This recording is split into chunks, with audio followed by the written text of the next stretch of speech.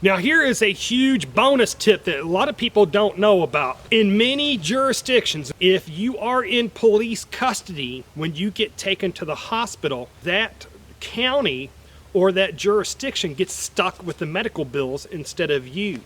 So if you do ask to go to the hospital after a self-defense shooting, there is a chance you might not even see a police officer while you're at the hospital.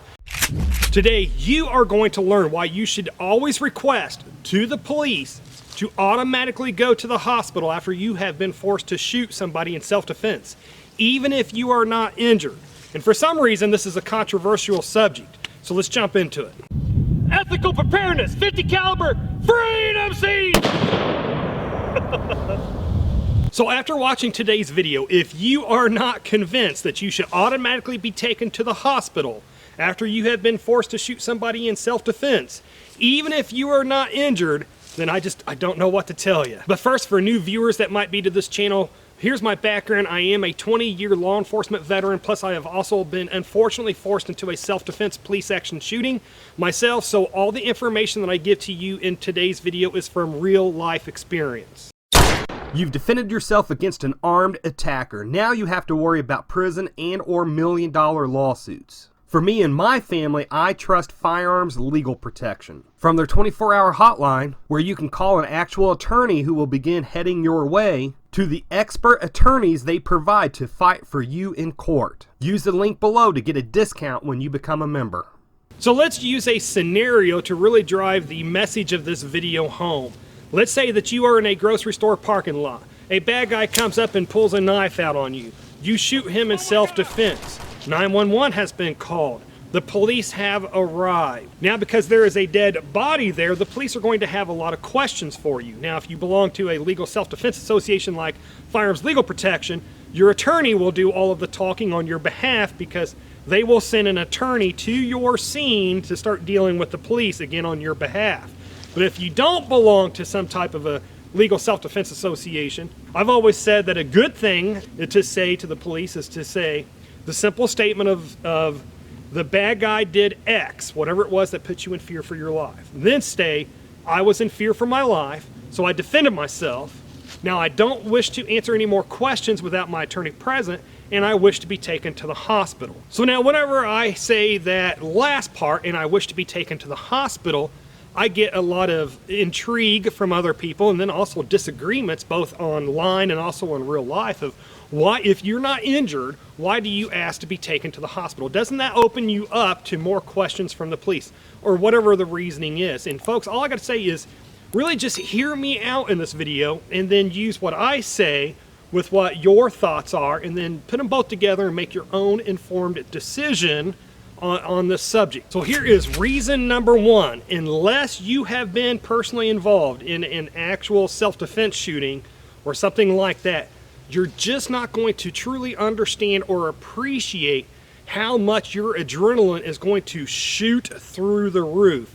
Your adrenaline will more than likely be so high that after you shot somebody in self-defense, you could have injuries that you don't even know about. Therefore, that's reason number one, that it's a good idea to get checked out at the hospital after you've been forced to shoot a bad guy in self-defense. And here is reason number two that you would want to be taken to the hospital immediately following a self-defense shooting.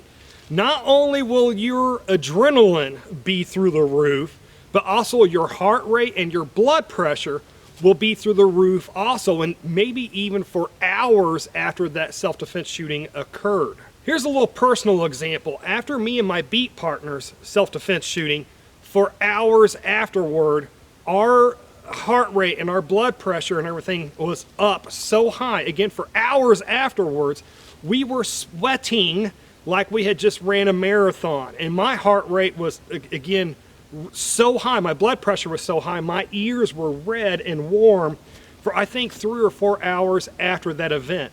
Now, I was in my late 40s at that time. This is like 3 years ago. I was in my late 40s at that time, and I was in fairly decent shape, and my beat partner was in really top physical shape. So the fact that we were in fairly decent shape, we didn't suffer from any ill effects from that. But had we had been older, had we had eaten more Big Macs rather than healthier meals, we easily somebody could have a heart attack, or have a heart attack at that scene, or have a heart attack 15 minutes later or an hour later. Again, just because your blood pressure, your adrenaline, and your heart rate is just so high after an incident like that. So that's just another reason why it is very good to go get yourself checked out medically after a self-defense shooting, because you don't know if you're going to have a heart attack or not, because you very easily could, and being already at the hospital would be a lot better than being at the police station when those chest pains start coming on. And here is reason number 3 of why you want to go to the hospital after a self-defense shooting, and that is because the sooner you can get yourself calmed down, the sooner you can get yourself to a less stressful place, the better. Now, the simple fact is you are not going to be released to go back home, even if your self-defense shooting is justified. You are not going to be released to go home until the evidence for the investigators does show that it was a justified shooting. So it could be several hours before you are released to go back home. Now, what the police will want to do is they will want to take you back to the station for questioning. But if you go to the hospital instead, that will put you in a more cleaner, more stable, more calmer environment than the police station. Now, here are the caveats. If you ask to go to the hospital after a self-defense shooting, the police aren't just going to wave goodbye to you as you get carried away in the ambulance. They will have a police officer at the hospital with you until as that investigation goes forward. Now, if the investigation shows that the evidence is that that was a homicide and not a justified self-defense shooting, then they will take you into custody.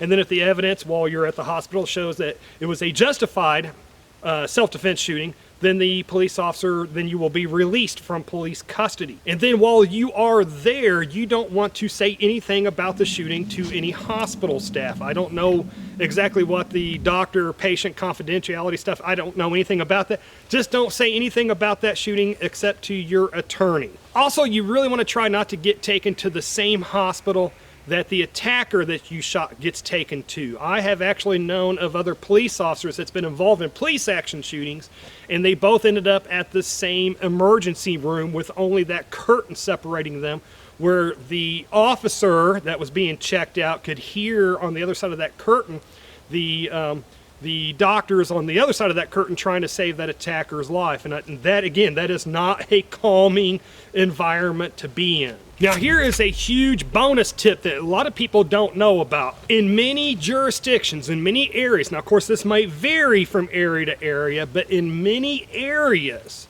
if you are in police custody when you get taken to the hospital, in many areas that county or that jurisdiction gets stuck with the medical bills instead of you. So there's a lot of jurisdictions out there that if they have a suspect that's in the hospital, they will not have that person in custody. That way the police department or that county does not get stuck with those medical bills. So if you do ask to go to the hospital after a self-defense shooting, there is a chance you might not even see a police officer while you're at the hospital. They may steer clear of you just so they don't get stuck with the medical bills. And then, of course, if their investigation shows that you did a not justified self-defense shooting, that you committed homicide, then they will take you into custody, chances are, after you're medically released. Or once you're medically released and all evidence pointed that it was a justified and legal self-defense shooting, then you won't even see the cop as you walk out of the hospital. So what do you think? Do you think it's worth going to the hospital after a self-defense shooting? Or do you think it's not worth it and it would just cost too much money?